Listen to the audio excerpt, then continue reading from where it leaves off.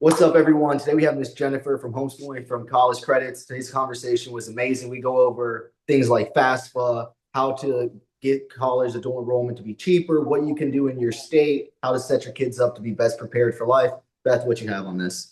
I really liked how she explained everything with such calmness. I think it'll be really reassuring to parents who are worried about the high school years. You can do it, it is possible, and there's ways to get college credit in high school while you're homeschooling. Mhm. Love the conversation. It was amazing. We'll see you guys inside. What's up, everyone? Today we got Miss Jennifer. If you could just take a second, give us a little bit about yourself and what all you guys do. Yeah, my name's Jennifer Cook-DeRosa. I'm the founder and executive director of Homeschooling for College Credit. We're a 501(c)(3) nonprofit organization. We're basically a large homeschool support group for families who are trying to bring college credit into their homeschool. And I'm a homeschool mom of four myself. My youngest has since graduated, and all of my sons are up and out and doing their adult things. But our community has about 75,000 members, and all of the aspects of our community are volunteer led. So all of the parents that have success in the program, they go on then and help other families that are also in the program. And so our team of about 55 leaders are all volunteer, and they're homeschool parents that Wow. are doing this in their own families. Yeah. That's amazing. And that's also, I feel like a huge problem that most parents will face when they're considering homeschooling is how do I make sure they get the right credits? If they want to go to college, are we doing this right? What all are the key maybe basics that a parent can do to make sure they're setting their kid up for success to go off to college if that's their path they want to go? Yeah, I mean, no matter what your goal is, homeschooling is going to come to an end at some point, right? It's either going to come to an end because you're going to send your student to a different school or you're going to graduate them. So Hmm. always kind of being aware that the end is coming and knowing what options are available, I think is part of it.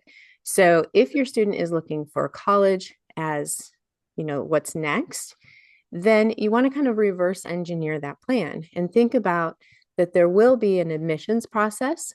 It's Hmm. usually much, much easier than parents think.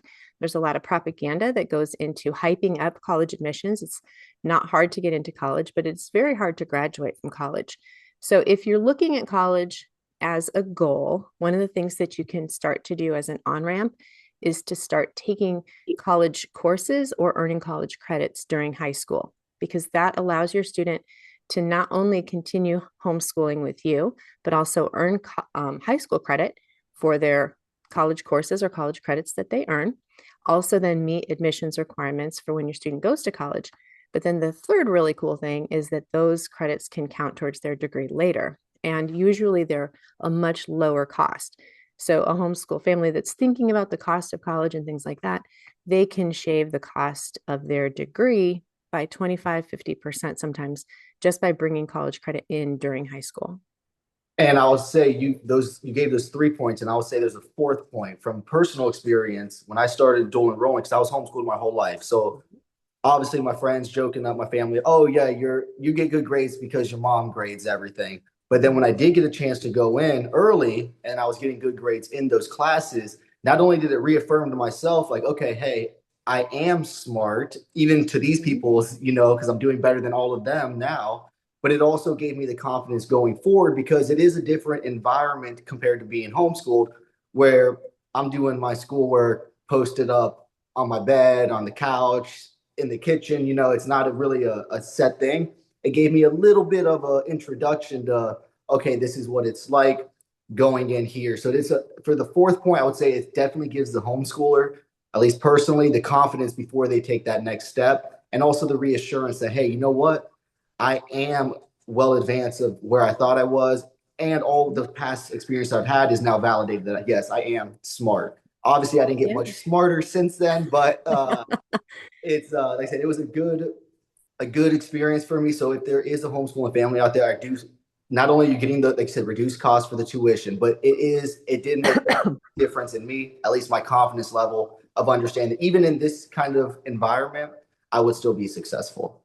Yeah, Um, I totally agree with that, David. I did the same thing, and I felt like my confidence totally boosted from, like my mom was rigorous with homeschooling, but then once I transitioned to college, it was like, oh, we both kind of had that like light bulb moment, like, oh, I homeschooled her well. I'm successful as a homeschooler. It all worked out. So I think it helped both of us. Yeah. Yeah, that's amazing. Okay, so then to kind of bring it back, how long did you guys even get started? Because I know you have now 75,000 members, you got all these volunteers. What started it? What was the starting of the foundation? So right before I started the organization, I had well, I'll back up just a little bit and say that in my original career, I was trained as a chef, and I got a job through a community college that was launching a degree program for people who wanted to become chefs. And through my work in that program, one of the struggles that we had were the completion of the general education requirements. And I won't go like all into it, but I learned about alternative college credit to help solve for that. And so I learned about CLEP exams, which are a way to earn college credit by taking a test instead of taking a class. And so I was thinking about how to bring those CLEP exams into my work, my professional work. So in doing that, I learned that it might make a lot of sense, since we were homeschooling, for homeschool families to also do this, to be mindful that they could use their regular homeschool curriculum, and then with a little bit extra preparation, their students could take an exam and earn college credit by exam at home. So that was kind of a really important thing that I was learning in the early 2000s. And so when we started doing some of that with our kids, I have four sons. Um, it was just clear to me that homeschooling for college credit should be something that a lot of parents would think about. And so Mhm. I wrote a book about how we were doing that. And so I started a Facebook page to kind of coordinate that book. As it turned out, however, the book was not what people needed or wanted. What they wanted was the support and the opportunity to talk to other parents doing the same thing, asking questions. It's really not, so simple and straightforward that you just have your student take a class. I mean, anybody can do that. But really, if you want to be what I call resourceful high school planning, or you want to be resourceful, you really want to optimize for being able to use those college courses in a way that you're going to get the most bang for your buck. Then there's a lot of different things to think about. Depends on where you live, depends on your students' goals, depends on their abilities, the way that they learn best, and also opportunities that you have in your state, which are changing all the time. So that's how we started as a community, as a Facebook page, and we grew into we have 60 Facebook groups, one for each state, because homeschooling for college credit looks differently in each state. And then we have some specialty groups for families that are in a niche. So for instance, we have a military group. We have a group for families that are looking for just Christian options. And so we have different opportunities based on, what some of those interests are. That's amazing. I love that. Real quick, when it came to your own sons, more of a homeschooling mom perspective here, Mm. was there anything with having four different individuals that it came to preparing them each differently to find success when they're going off to college? Like maybe is one interested in a different industry, you kind of put them towards there? Is it always a blanket, hey, no matter what your kid's level is, this is the approach to take to it? Yeah, so I am sure that there were a million people that told me when I was a young homeschool mom, every kid is different. I'm Mhm. sure people told me that, and it went in one ear and out the other. Like I really, I heard it, but I didn't really believe it until I had four sons of my own, and they started going through the process. And so taking from someone as a baby all the way through high school graduation as a homeschool parent, you will learn that your kids are different. They really and genuinely are. So the thing to remember, not only as a homeschool mom, but also like when you talk to other parents that are in your circle, in your peer group, what your student is doing could be very different from what someone else is doing. And so to try and reserve judgment as far as like, whether or not someone is on grade level, above grade level, below grade level, it's really a myth that you need to be above grade level to earn college credit in high school. That's not true. Now, my oldest son, he didn't have any issues. He went straight into college classes. No big deal. But then like I said, I have four sons. So without like, embarrassing any of my kids, my younger son was not at all academic. He wasn't, working ahead of grade level. He was behind grade level in a lot of subjects. but he wanted to go into welding. And so we were able to find a welding program that was through our community college. So he graduated from homeschooling with his associate's degree in welding the same day I gave him his high school diploma. So you Wow. don't have to only think about college credit in terms of a 4-year degree where your student goes off to a college. It can be a lot of different things. And if you look at whatever that post-secondary goal is, whether it's a trade school, whether it's apprenticeship, whether it's a 2-year degree, a 4-year degree, anything else, whatever that might be, there are probably ways for you to start that a little bit earlier. And I do think that when you help your kids in the very beginning, like as an example, if they're earning college credit, you're helping them learn how to do college. Okay. And I will tell you that doing college is what makes students fail. It's not that they can't understand the material, because very often the academics are very, learnable. It's the other stuff. It's knowing how to access a syllabus, knowing how to read deadlines, knowing how to email your professor, knowing how to upload and download things and access these resources, knowing how to do a citation. All of these things that are part of doing college are the reason that the homeschool parent should be there. So when you're supporting your student through those first few classes and they're still being homeschooled, you're giving them all of that support. So by the time your student has taken 2 or 3 or 4 or 5 college classes, you have a proof of concept. Not only do they already know how to do college, but now you've given them the tools so that they can be successful. So if you have a student who does leave for college, there's no question that they're going to be successful. They've already got the skills. So it's that support of a homeschool that just naturally makes sense that you should, be able to extend that into their first few college classes. And it's because of that, I think, that homeschool families are so successful in college. I think the first thing I want to highlight, you said, is the different approaches with your sons. That is absolutely amazing, especially, with the way it is right now. Welding is a fantastic industry for someone to provide a living in. So just it's amazing that you were able to identify that. And then we're creative enough to say, okay, what is my option here? Oh, the welding, find the community college and do it. So props to you on that.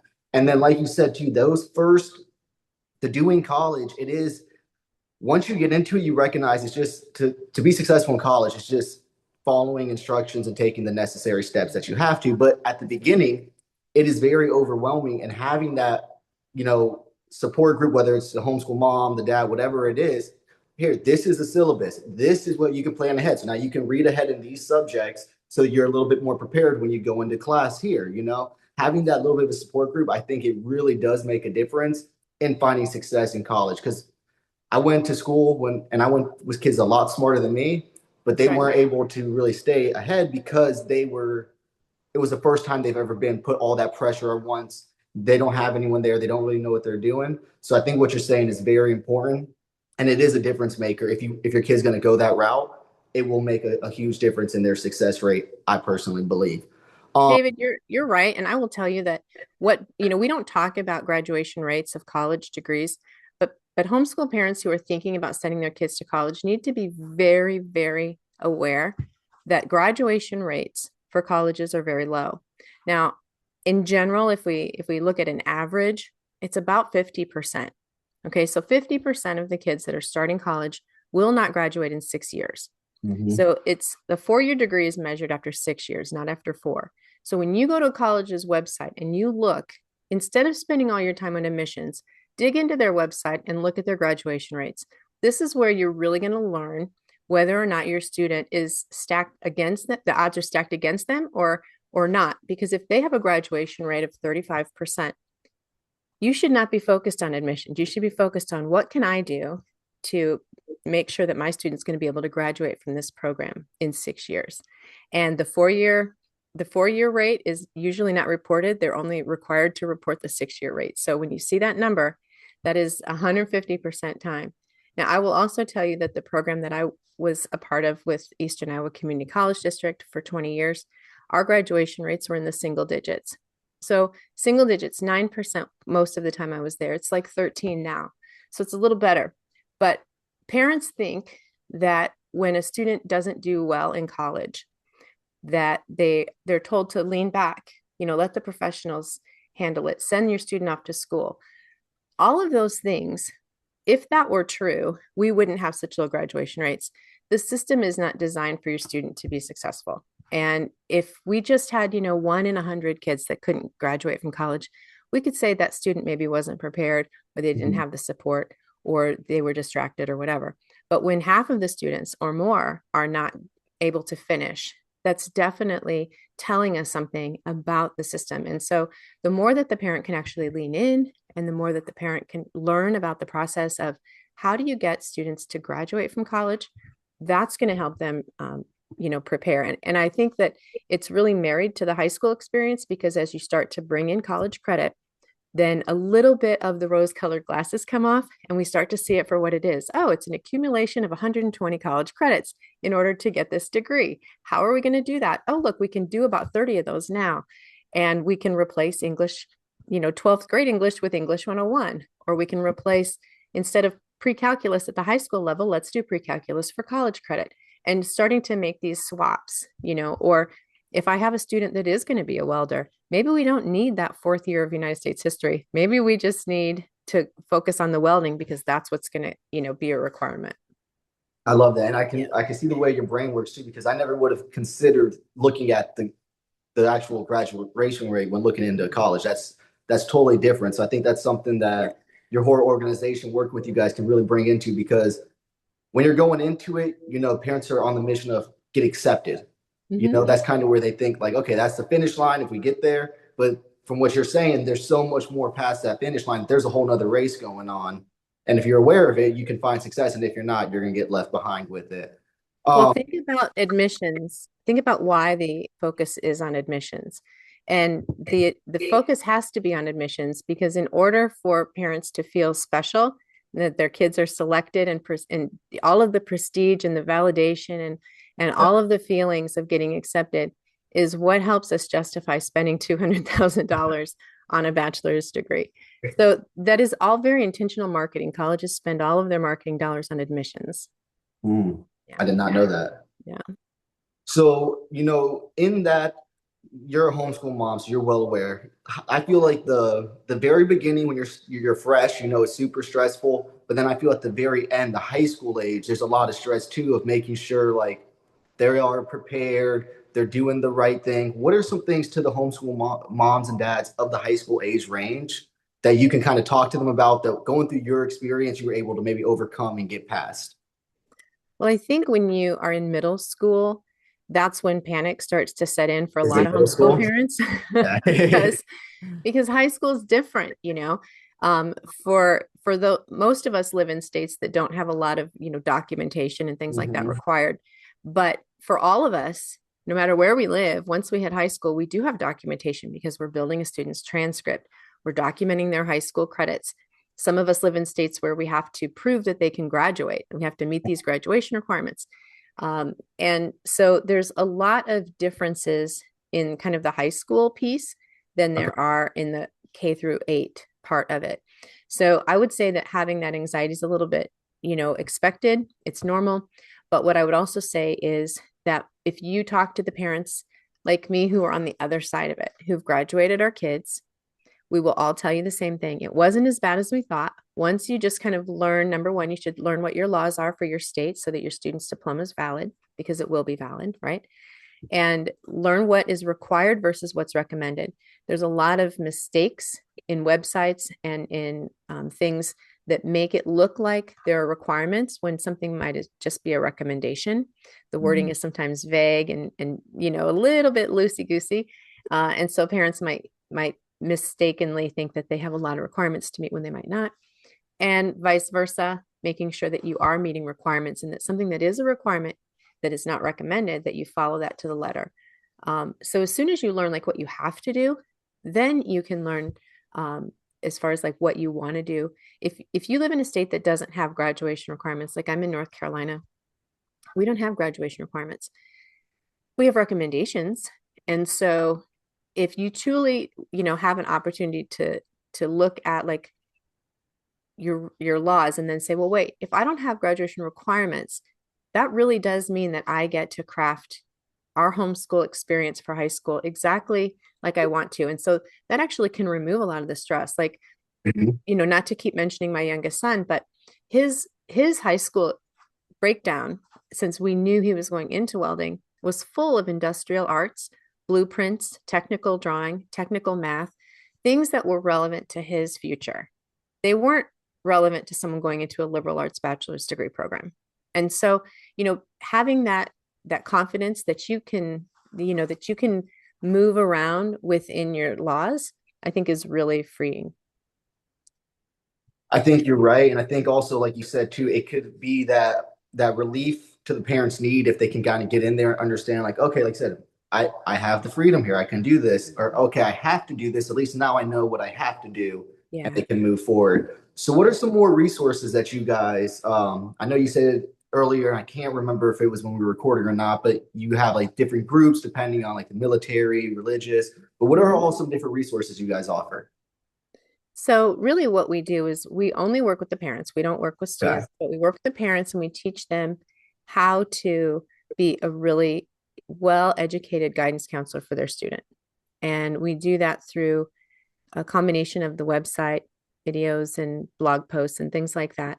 But mainly also through our peer-to-peer support. So if someone is interested in, starting to bring college credit in, no matter where you live, no matter what programs you're in, we are non-specific in terms of like programs. So like we aren't, going to say, enroll in an XYZ program, go do that. We're not telling parents what to do. We're telling parents how to do things and helping Mm, them think of other things that they can consider. So I would just say, like, in terms of resources, think about the high school experience and the college and other things that come after high school to be like a buffet and not necessarily a recipe. So understanding what is credit by exam? How do you earn college credit in high school? What are graduation requirements? What does it mean by college admissions requirements? What are these terminology, this alphabet yeah. soup of things, and just, in a very supportive, encouraging, and warm environment, learning. Because Okay. if you are around people that have your best interest and they're not trying to sell you something, then you become very, very educated very quickly without all of the sales part of it. And also, I feel like when you don't have that sales part of it too, you understand that the other person's coming from the bottom of their heart rather than a place of, okay, now I'm going to ask you for this in exchange, you know? So I Right. feel like having that and then also just knowing that, okay, this person's maybe been through it and they're genuinely want to help me solve my problem right here. Um, Exactly. Yep. If you now, ask me the differences between, you know, CLEP or advanced placement, let's say, or dual enrollment, for your student, we're not going to be talking about me selling you a CLEP exam or me selling you advanced play. Like it's just not part of the conversation. And so it really is intended to help the parent find the best answer for their situation. and then I know you said you guys are nationwide, right? Do you have families in every single state? Yes. Okay, now when it comes to those families, do you guys have, I think maybe you said it with the Facebook groups, but you have specific groups that each family can join that's to their state, right? Correct. Okay, and then so within the state organizations, obviously you guys are then going to tailor it to each state, what they need, how they do it. Now, is it something that, and I don't know, I'm not an education expert here, but let's say you go to school in Florida, but your kid wants to go to UCLA. Mhm. Is there anything different in preparing? Would you start to have to learn California's laws, or do Florida's laws get you safely into California as well? Yeah, so step one would be for you as a homeschooler in Florida to make sure you're complying with your law. In You're Florida. checking to make sure that if there are graduation requirements, that you're meeting those. And then you can begin looking at admissions requirements for not just California, but for any potential college that might be on your radar. If your student's looking at a 4-year school versus like a 2-year school, if you're looking at a competitive school versus an open enrollment school, there's going to be some different approaches as far as, how you would prepare your homeschool. But always remember that as the homeschool parent, your job is to provide the high school education. That's your one shot to do this. They're going to they're going to have the rest of their lives to finish this college degree, right? Yep. But high school is now. So you really want to always be mindful that, everything that you're doing, if you're bringing in college credit, you're bringing it into your homeschool. You're not trying to, I call it play whack-a-mole, That, because these different colleges have these different requirements, and then that was things kind are of always getting, changing too, yeah. like so you could go crazy trying to meet, degree requirements or certain requirements of different colleges rather than being outside focused, try to focus on the high school education and providing the best program that you can. If your student earned, 30 college credits, that's a year of college already done. And if you kind of provide that, if you don't know where they're going to go to college, and most people don't, that's fine. If you just have provided an opportunity for them to bring college credit into their high school program, maybe they've done one or two English classes, maybe they've done a math class, maybe they've done a psychology or a history class, just a sprinkling of different subjects, the likelihood of them getting to use those credits is very high. Mhm. It's if you did, 30 college credits in just math, for instance, there aren't a lot of degrees that are ever going to have the space for those. So we just like to help the parents understand, what makes good sense. And it doesn't necessarily matter where they're going to go to college or what state they're going to go in. They don't need to learn those specific rules. Um, but there's general guiding principles that are applicable to everybody. So just keep your house in order first and then start worrying about it after. All right. Miss That's Beth, right. before I keep Yeah, I was talking, just gonna say. get in here. Do you have anything to add? I was just gonna say, I have two quick questions. So do you help students, well, I guess help parents help their students work through the FAFSA? And then also, and I'm not sure if is the FAFSA required in every state? I'm not even sure. So the FAFSA is a financial aid application. So think of it as one piece of paper that you fill out so that your student can be eligible for financial aid anywhere they go post-secondary. So it can be Mhm. college, it can be trade school or anything like that. So that document, it's up to the family. You don't have to ever fill that out. But many colleges that allow your student access to scholarships, like a merit scholarship or Mhm. even external scholarships sometimes, they do want you to fill that out in order to be eligible to receive those funds. So Yeah. there's a lot of myths around that, because parents think if I fill this out, I'm taking out a loan, and that is not true. It's Mhm. just an application, and you Mhm. fill it out. It's a federal application, and then that one form works anywhere that you've applied. So all of the different colleges, trade schools, community colleges, whatever, they will all access your one application. Mhm. They will do what they need to do to make it relevant to their program. And you can fill that out and you can see from school to school what your student may be eligible for in terms of money that they do not have to pay back. And then, of course, they will fill it in with loans that you can choose to take on. And of course, we want parents to try and do this, financially responsibly. Mhm. And Sure. it's certainly possible to get through many colleges without student loan debt if you're Mhm. resourceful. Yep, and that's what I did. And I think if I remember correctly, I did get some state funding. So they sent, it was basically like a gift where they give you a certain amount as a gift. You don't have to do anything in return, which that was really nice. And I think that was through the FAFSA. But then also, do you help with internships, finding internships or anything like that? How does that work? So we are primarily focused on students during their high school experience. Sure. So internships and scholarships and things like that are really limited when a student is still in high school. So Right. if your student is going to pursue college credit in high school, they are unlikely to qualify for any kind of financial aid during Hmm. high school. So Yeah. the only types of financial aid that you might be qualified for during high school would be like a dual enrollment program that is either funded by your state or funded by a college directly. So some private universities will reduce the tuition for high school students to take classes during high school. And others, they'll live in a state that does that. Like you guys mentioned, Florida. Florida as a state will fund dual enrollment so you can access it for free.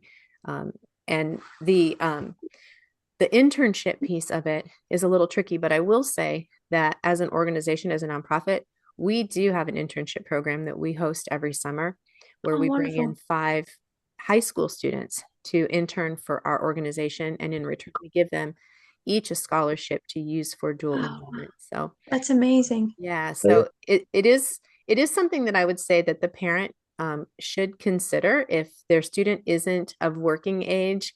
You can always volunteer, but also Mhm. if your student is of working age, it's a really great experience, and it's also been shown to help with GPA if your student gets a little work experience. So Really? I would encourage all students to, even if it's just over the summer, to have a job. Yeah. Oh, that's great. Thank you so much. Go ahead, David. Take it away. So when it comes to a parent who's maybe having, they're getting those insecure thoughts coming about, what are the methods of actually being a part of your organization? Is it you have a community? Is it just the Facebook groups? How would someone that's hearing what you're saying, like, yes, I need what they're offering, how do they all go about like actually joining your organization Yeah. So our communities live inside of Facebook. in Facebook? Okay. If you're not in Facebook, you can use our website. We've got, lots of, 10 years of blog posts and videos and things like that in there that you can just access and learn on your own. But if you do, want the support, I would highly encourage you to join Facebook, even if it's just to join the Homeschooling for College Credit communities. But you can type Homeschooling for College Credit into the search bar and start there. Okay, and I'm gonna have a one final question here, and it's gonna be more of the homeschool mom. You've been through it, you've done it, What were some key things that you did to keep yourself mentally in the game, but also to keep yourself, you know, on track and in the mission with the actual tasks that you have to do day in and day out, nonstop? Yeah. I mean, homeschooling, I feel like now on the other side of it, we should support each other, Mhm. have people that you can talk to, have good support system around you. Don't tell other homeschool moms that homeschooling's easy. That undermines their success. Yep. Homeschooling is not easy. If Yeah. you're doing it right, homeschooling is a lot of work, both, physically and mentally. Mhm. It's a family lifestyle. It's not just where your kids learn math. And so Mhm. I would say, there's a lot of pieces to that. And just, be aware that it is hard. And I think just to resist, there's a lot of, this is not to be disparaging of like the TikTokers or whatever, but there's a lot of, people that will make it appear as if it's all rainbows and puppy dogs and all those things, and in reality, there's a whole, um, a whole sphere of where math is overlapping with family chores and vacations and discipline, and all of those things are just kind of in a great big pile, and sometimes it's hard to kind of see all of that. But I will say, it does go faster than you think. So um, my homeschool experience was 28 years from our first through our last. And I remember day one, but I also will say that it went by very, very quickly. So do enjoy it, because you're there for things that parents who send their kids to school aren't there for. And you get tremendous amount of hours. And I can honestly look back and tell you, I didn't miss anything. Yeah. That's amazing. Yeah. That's amazing. All right, one more time. Could you just give us your website? So just the actual your www dot whatever it is. Yeah. Homeschoolingforcollegecredit.org. Homeschoolingforcollegegrad.org. Miss Beth, do you have anything else you want to add before we hop off of here? I'm good. Thank you so much. I really appreciated your insights. Thank you. It's my pleasure. Thank you so much, Miss Jennifer.